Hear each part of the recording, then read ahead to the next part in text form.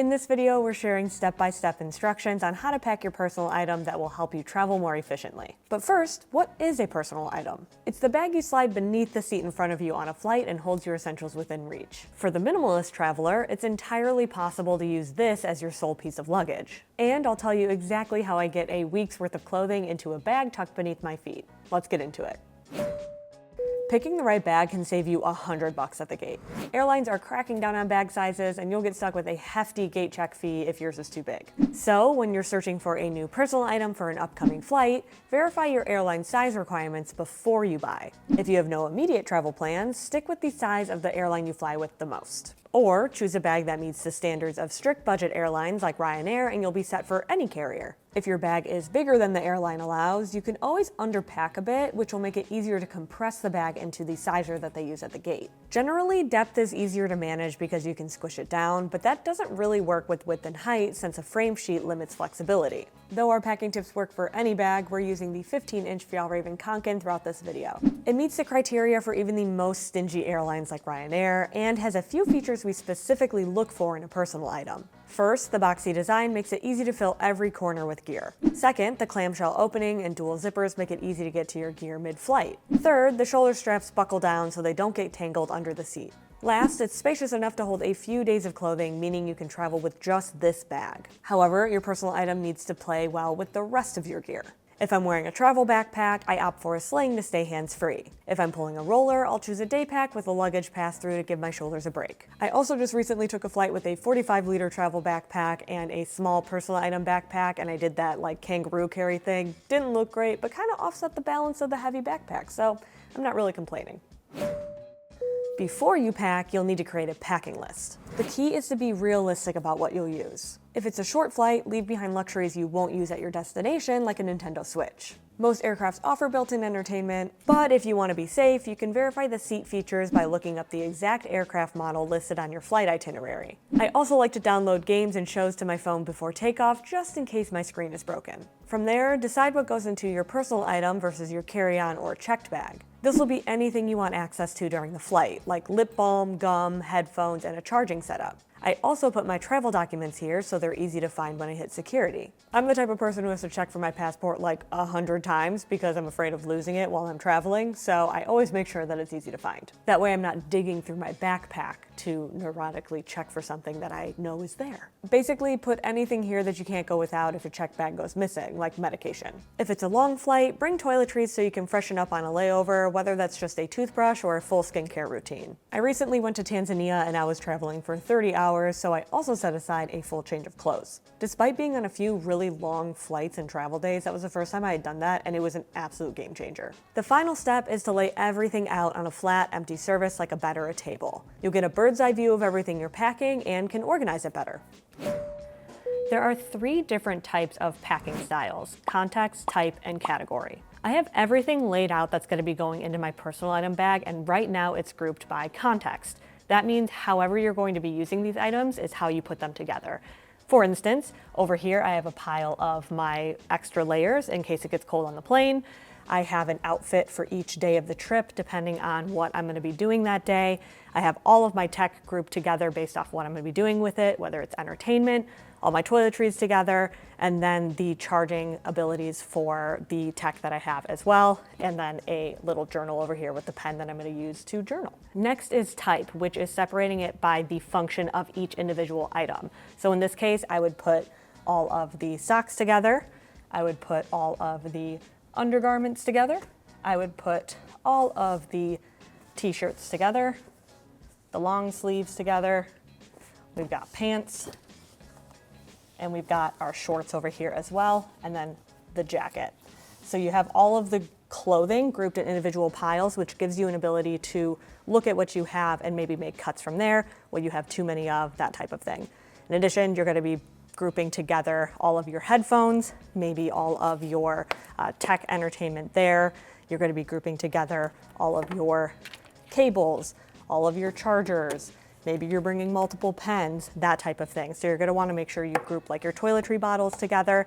So that'll help you look at what you actually have all laid out. Category is the broadest, so essentially you're taking this down and making larger piles. So instead of separating out t-shirts and long sleeves, you put them all together. You're gonna put all of your bottoms together, you're gonna put socks and undergarments together. It's more about how you're gonna be using those items as a whole versus the individual function of each item. So in this case, all of your toiletries, think about where you're gonna group them in the actual cubes or organization you have. And then that'll give you a better idea of what kinds of cubes and pouches you need to have. So I have all of my tech and entertainment over here, all of my toiletries, all of my charging, and then all of my clothing. And stay tuned until the end of the video because I'm gonna pack everything up into the bag using my favorite packing method, but you're gonna have to wait to see to find out what that is.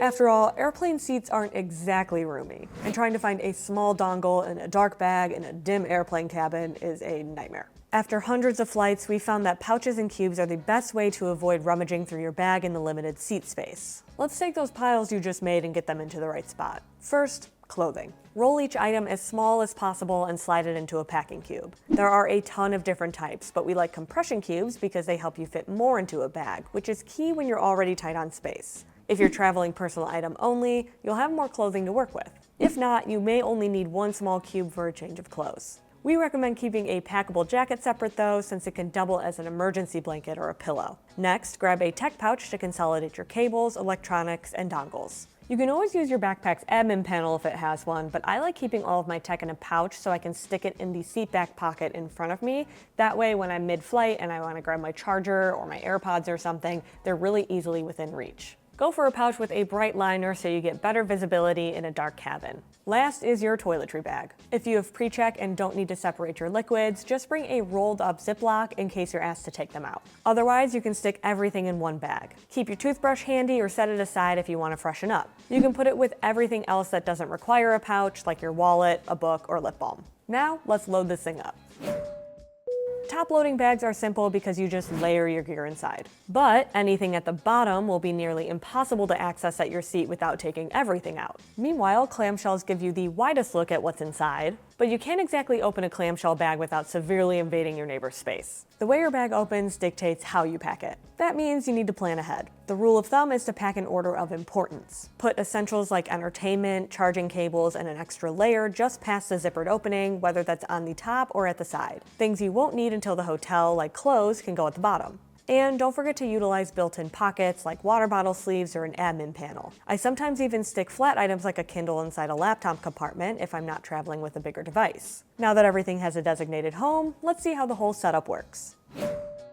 Before you leave, do a trial run to see how your gear and bag actually work together. This gives you a chance to spot accessibility issues and make tweaks before it's too late. If your setup includes a sling, put it on with your travel backpack to make sure they're comfortable to wear together. For a real challenge, try living out of your personal item for a day. Then unpack and take an honest look at what you've used. You may find some things to leave behind. And go one step further. When you're traveling, pay attention to what works and what doesn't, and use those notes to refine your next trip. The more you practice, the more intuitive packing becomes. Here I have everything laid out that's going to go into the personal item in my favorite packing style, which is context. When you're traveling with just a personal item, you want whatever items you're reaching for to be very easy to access, and context allows you to separate out so that your Kindle or whatever you want is quick to grab. However, I did cheat a little bit. I do have some items here grouped by category. In this case, clothing is all in one individual pile because I'm going to be putting it into one packing cube, whereas tech is split out because I want some items quick and in a separate pocket and easy to access, and others can just stay in one individual pouch. So I have the personal item here, which we'll pack into, and then the pouches that a lot of these smaller items will go into. So I'll show you how I pack each one up. Starting with my small tech items that I want to put in the front pocket. Because the front pocket is just loose and there's no pockets or anything within that, I want to make sure that none of my little dongles and extra small items are flying around in there. So I put all of my charging and small items into an individual pouch here. As for the rest of the tech, it has a spot that it will be going into inside of the bag. Next are my toiletries. I have a small toiletry bag here, so I'll put the thinner items up top, and then any of my larger bottles will go on the other side. These are not things that I'm going to need access to while I'm in the flight, but if I am asked to take them out at security, I know where they are and they're very quick and easy to access. I'm going to move some pouches to the side because everything over here is going to be packed up into the bag as is. The last stuff I have to pack is all of this clothing, which is going to go into one singular cube. This one here can fit everything from my t-shirts to all of my pants. And the perk of traveling with a personal item is that you're really reducing the amount that you're carrying because you want to be able to fit it into the seat underneath you. Here's where you get everything into the bag. I'm gonna start with clothing because unless you're changing your outfit after a long flight, you're gonna not need that until you get to your accommodations. Everything else you'll want accessible throughout your flight, like either a gaming system, maybe you need your toiletries to be able to pull them out at security. You're gonna want to have that extra layer up towards the top so it's easy to grab. Headphones for the same reason. And then the journal can go down here. Maybe you're gonna use it, maybe you're not going to, but at least it's easy to access if you do. We only have a few items left to get into this bag.